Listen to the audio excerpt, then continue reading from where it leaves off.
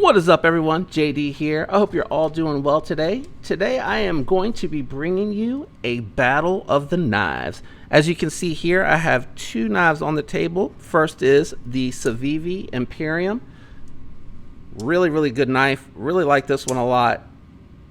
Superb action. Comes in a bunch of different variants. The other knife that's on the table you can see is the Ferrum Forge Stinger. Great knife as well. Couple different variants and really well made. From my understanding, from what I've heard and seen in reviews, Wee's making this knife, so this is going to be a very interesting battle of the blades. You may be asking yourself, why these two particular knives? Well, that is because they both have Nitro V blade steel, which is what got me to thinking, what Nitro V steels do I have that are fairly comparable that might be interesting to take a look at? So let's go ahead and dive into it.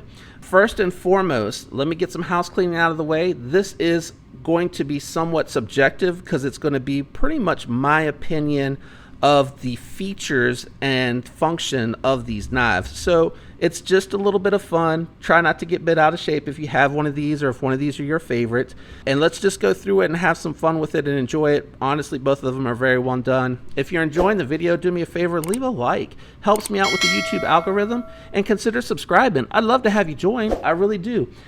Turn on those notifications if you do join so you get alerts whenever future videos drop, in case there is another video that comes out if you're following along that you might be interested in.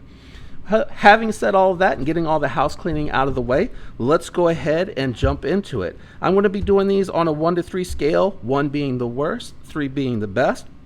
And again, some of it's going to be subjective, so I do want you to keep that in mind as we kind of go through this exercise, and let's have a little bit of fun. So let's go ahead and start in with the blades. Again, both of these have Nitro V. We're going to start with the Civivi Imperium, which has a 3.47 inch Nitro V coated blade steel.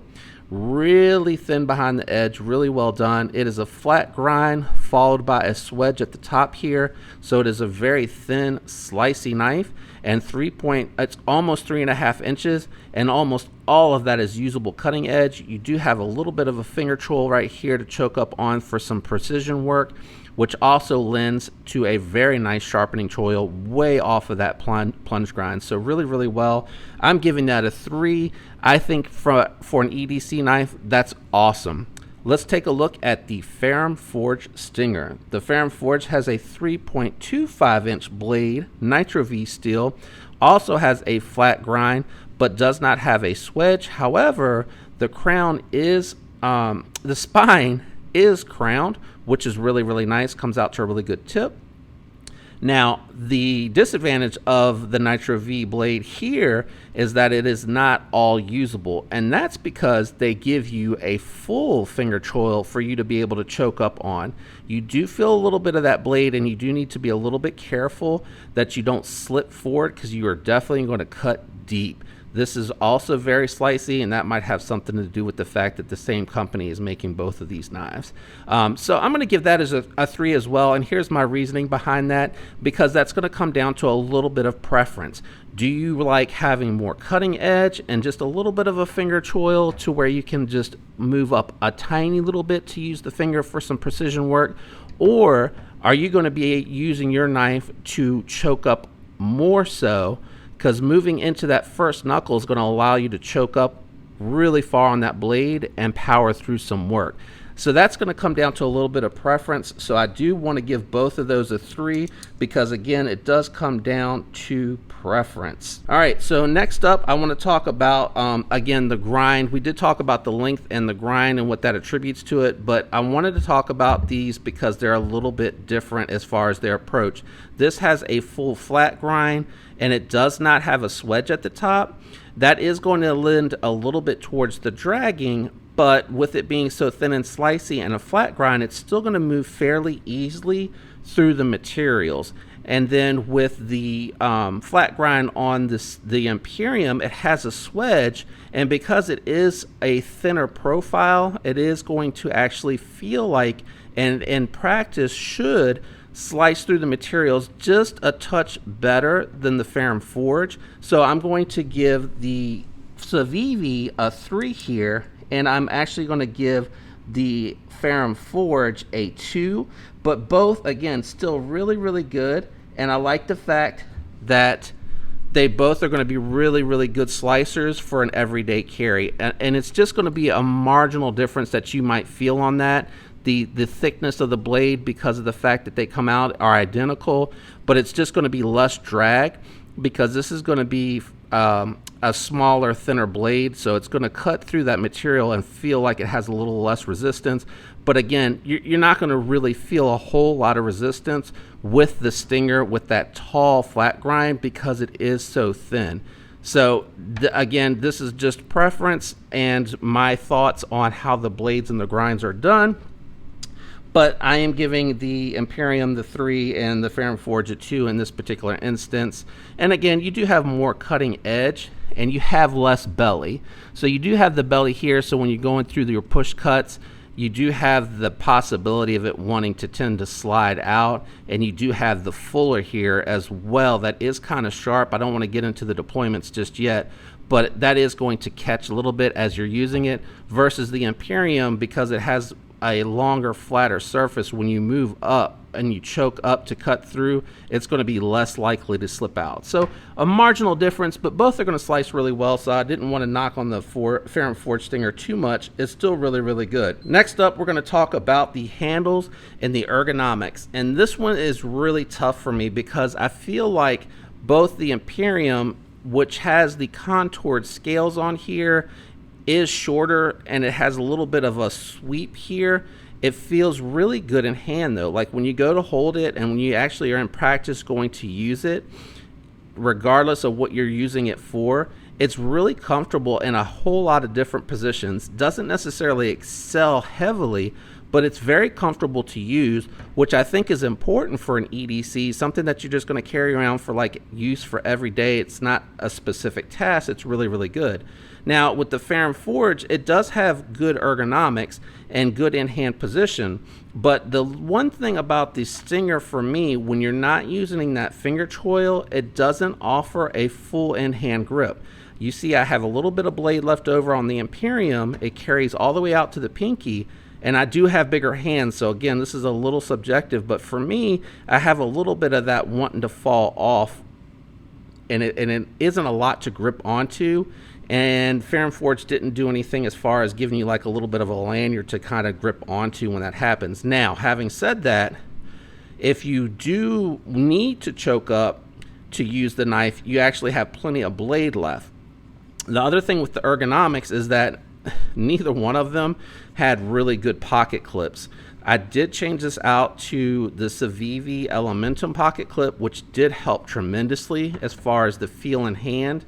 And the pocket clip on the Ferrum Forge going up does poke a little bit.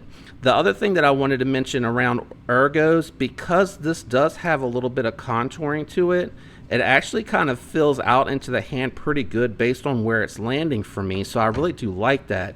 Whereas the Ferrum Forge is going for a really thin profile, and that in turn makes it feel like there's a little bit of gap and a little bit of looseness in the hand when I'm going to hold it to use it. So it's not really going to affect anything because they did a really good job on their jimping. But when you go to lock down on the Imperium, it doesn't have that room of play that you're encountering with the Ferrum. So with the same amount of grip, I do have a little bit of play, and it does step up to the stainless steel liners, and you can really feel that. With the Imperium, it's flush to it, and you really don't feel it because of the way that it has that slender profile. So again, really, really close. Giving the Imperium the 3, giving the Ferrum Forge here the 2. All right, let's talk about the locking systems. Now, both of these have a liner lock, and you would think, okay, they're both going to pretty much end up with the same score. Well, not exactly. Even though they're both liner locks, they both go about and approach it very, very differently. So, for example, when you look at the Ferrum Forge, it has really good lockup, and it does give you marginal access to the lock bar, but because of the fact that they went for such a thin, slender profile on this, for me, and I'm assuming for other people, it's actually really tight and it is a little hard to get into, and it actually kind of hurts the thumb a little bit. It leaves a little bit of an indentation trying to actuate that because it is so tight to get down to that lock bar. Now again, it does give you some access, which is better than none, and they really probably could have resolved that. Instead of trying to make it such clean lines, they probably could have done a little bit of jimping in there, and it probably would have helped with the grip, because you have to push so hard down into it. You really are only going to be able to actuate this by trying to get as close as you can to the top of the lock and then sliding it over, and even then it's still a little uncomfortable. If you try to approach this from anywhere in the middle, I'm slipping across and pushing down really hard, and again starting to hurt. But coming all the way up to the very tip of the lock and sliding it over is about the only way that I can somewhat comfortably actuate that lock. Then you come over to the Imperium. The Imperium has jimping and gives you a more generous access to the liner lock, and it is probably also, because it is a longer knife, really easy to get to and actuate. It has minimal resistance while still having very good lockup, and it's a non-factor when you're using that lock. Very, very easy to get to and very easy to actuate. So I'm going to give this a 3, and I'm going to give the Ferrum Forge a 2. I almost gave it a 1, but I do like the fact that the lockup is really, really good on it, and the fact that they did knock it down a little bit, and you can easily actuate it, long as you're remembering to commit going all the way to the tippy top to get that to actuate. Now, over time, will it get better? Probably. I've had the Imperium, a few months longer than I've had the Stinger, but I still feel like they could have at least given me some jimping or something to grip onto to make it a little bit easier to actuate that. So 3 and 2 for the liner locks. Now let's go into the weights. Now here's where the Stinger is going to gain a little bit of ground. The Imperium in the carbon fiber variant comes in at 3 ounces, but as you saw, if you looked at my review of this knife when I unboxed it and I compared it to the G10 variant, the G10 variant of the Imperium comes in at 3.2 ounces. So that G10 actually making it weigh a little bit more, which was surprising. Now for the Stinger is coming in at 2.54 ounces. So it is substantially lighter, and noticeably so. Like, you can feel the difference between these two knives when you pick them up immediately back to back. You can tell that the Stinger is a little bit lighter. So I'm giving the Stinger a 3, and I'm giving the Imperium a 2. Now let's talk about price. The Imperium with the G10 variant, which is the same, they're both G10. When you talk about the entry variants for these knives, the Stinger is a little bit more expensive though at the G10. So you can get the G10 variant of the Imperium for around $68. So when you take into consideration that the entry-level variant of the Stinger, which is G10, is $89.95. Both have Nitro V, both have G10. Their approach is slightly different for their ergonomics and their delivery, but getting one for almost $20 less definitely gives the Imperium a 3 and the Stinger a 2. Now, for $89.95 for the Imperium, you can get a couple of different variants. You can get some with some carbon fiber, and in a couple of different combinations of carbon fibers. So that's something to keep in mind when you consider these two knives. The next thing that I want to talk about is the usage type. Both are built for EDC. I have classifications of knives that I have in my inventory. So I have 5th pocket office carries, which are generally under 3-inch blades. There are a couple exceptions that go over that, but they're super slender. And then 5th pocket knives are knives that are about half that length or under the 2.5 mark or around the 2.5-inch mark. I have EDC knives that are usually hovering around the 3-inch mark. They can be 2.99, they can be 3.25, and in some cases, because they're slender enough, they can almost be 3.5 inches, but they are a slender knife. Those are going to be the EDC style knives that are a little bit thicker, generally are over 3.25 inches. Those are usually what I constitute EDC knives, something that you're going to carry as a primary and that you're going to pull out your knife first for the task, and that you may carry with a companion or something smaller, that maybe even like a Swiss Army knife or a multi-tool. Hard use heavy duty knives, I think that's pretty self-explanatory, right? They're just bigger, they're intended to be worked harder, and you can carry them obviously as an EDC, but they're going to be a bit more bulky and you're not going to probably carry much else in the pocket with them. So both of these being an EDC style knife, I gave them both a 2. The very last category is going to be the looks, and honestly I think this comes down to preference. Do you like the way that the Fair & Forge Stinger looks? It's a little bit taller of a knife.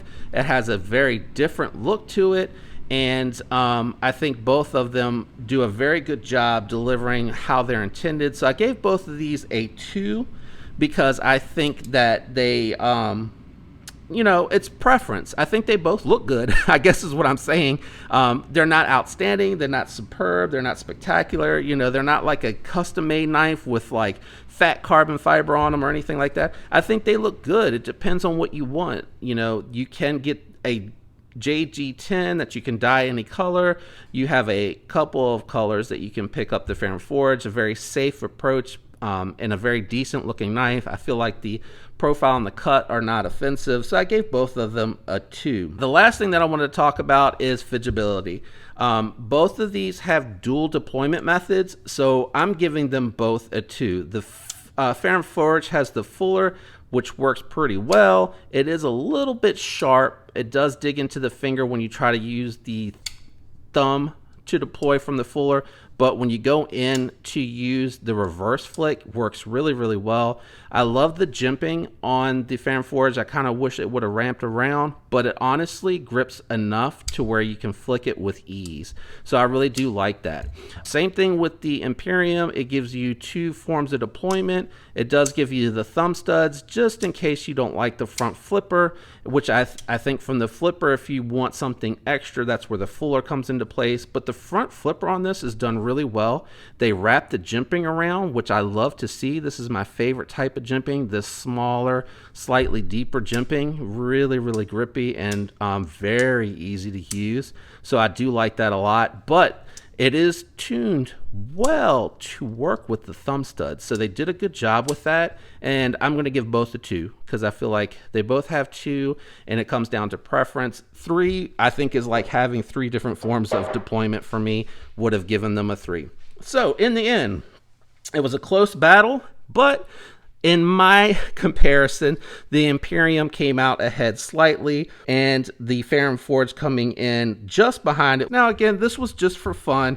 It does not mean that the Stinger is not as good as the Imperium, that the Imperium's better than the Stinger. It was just comparing it category by category. In all honesty, both of these with the ceramic bearings coming in under $100 with Nitro V steel, really friendly carries, not taking up a lot of space in pocket. Both of them are really, really good. And it could just come down to preference. Like, what do you like? Do you like the front flipper with the thumb studs? Do you like the flipper tab with the fuller? Do you like the way that this has a little bit more girth in the handles? Or do you like the carbon fiber and the slender look for the same price? So it's going to come down a little bit to preference, but really both of these are very recommendable EDC knives. They're both going to work really well. I love Nitro V. I think it has performed really well for me. I did do test on the Nitro V with the G10 Imperium that I had. Really, really recommendable. I cannot tell you not to go either way with these knives. They're both really good. And again, it's going to come down a little bit to the preference of what you like and what you're drawn to. And both are executed really well. So in the end, I can recommend them. But in this battle of the blades, the winner is the Imperium. Thanks for tuning in today, guys. I hope you had fun with this. I hope you all have a fantastic week. And until next time, peace.